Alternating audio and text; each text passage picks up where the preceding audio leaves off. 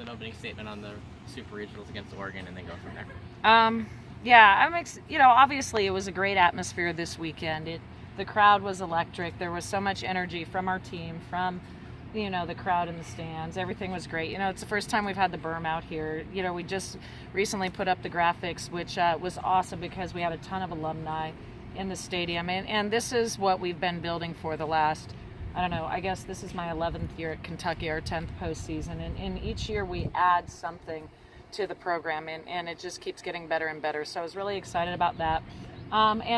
That energy level is what we need to continue to get better and continue to take this program. The goal always, when you're in the SEC, is a national championship, and that's something that you work towards every year, and that's something that each program builds something, and it keeps building. You get that momentum so that you can continue to do those things, and it was really cool to see that. We've hosted regionals, but that was probably the best environment we've had since the very first time we hosted Supers, which was also incredible. So really excited for the team and just for UK in general. This time last week you said it may have been the toughest region. You guys didn't really make it look that way, 28-1. What's that say about your team and the SEC as a whole? Well, on paper it definitely was, and when I look at the statistics and you think about the storied programs that came in here, and it was on paper, it was definitely one of the toughest regions. Had I really analyzed it carefully enough, you would have seen that in our out-of-conference games, with the exception of day one, which I'll wear because I don't think I did a very good job with the pitching side of it, our team literally just beat up on everybody outside of conference. So had I thought about it from that perspective, I probably would have gotten a little more relaxed. I don't know, I don't really relax very often. But so when you think about it from that way, that's what we had been doing all year out of conference. So that was really cool. I didn't expect it. I expected us to win. I expected us to play Kentucky softball, and in the postseason, typically what we do is we dominate on the mound, we play good defense, and then we stay in the game long enough to win it. But then after our first game, I started to understand, wow, this team is really getting it done offensively. And then it was nice because I could visualize I didn't worry about winning. I just wondered when we were going to, how long it was going to take us to get the 10 runs or the 8 runs. So I don't know, I'm so old, it used to be 10. But anyway, that's nice. It's not something that I've typically ever thought in the past. And to be in that position on that weekend really says something about how well the offense was just running. The change in offensive approach that you guys took, when exactly did you make that change, and what sort of prompted it?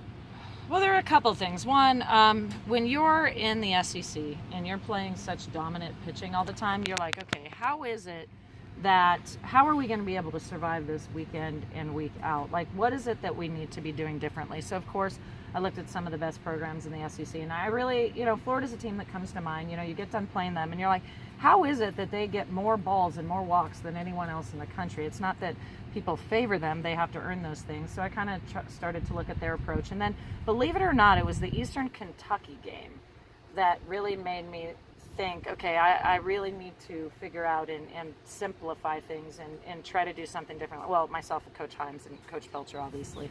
But what they did is they had, 47 substitutions? Like, no lie. It was some crazy number. It was over 40. And so in softball, if you keep them in the game, you can keep switching the pitchers back and forth. And so what they would do if they thought somebody favored, hitting the drop ball, they bring in their rise ball kid. If somebody was better at the rise ball, they'd bring in their drop ball kid in. They just kept flipping it back and forth. And the game ended up being, we barely won it. It was a one-run game. One run, right?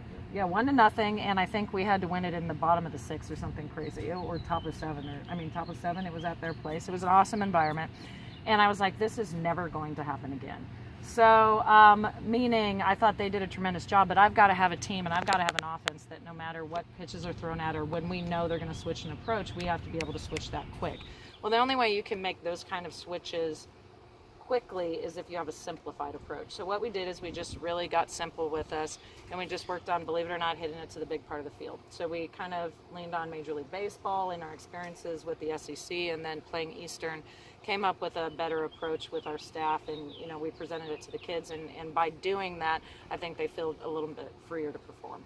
kind of challenge that you guys are about to face from a pitching perspective, is that change kind of what you had in mind to be able to be ready for something like what you're about to face? No, it's kind of what you need to do in the postseason, because if you're, obviously pitchers have tendencies and things like that, but when you're facing a team like Oregon who's very deceptive, they have 3 different pitchers who do a little bit different stuff. You have to be able to flip depending who they put in there and all that kind of thing. So this actually, I think, caters towards having a team that's more built for the postseason. Not so much the day-to-day grind, but to be able to, once you get to the postseason, be able to excel. When you're in the postseason, it's really just stats don't really matter that much. Nothing matters. It's just win that at bat, win the battle, and move on. And I think this style caters more towards that.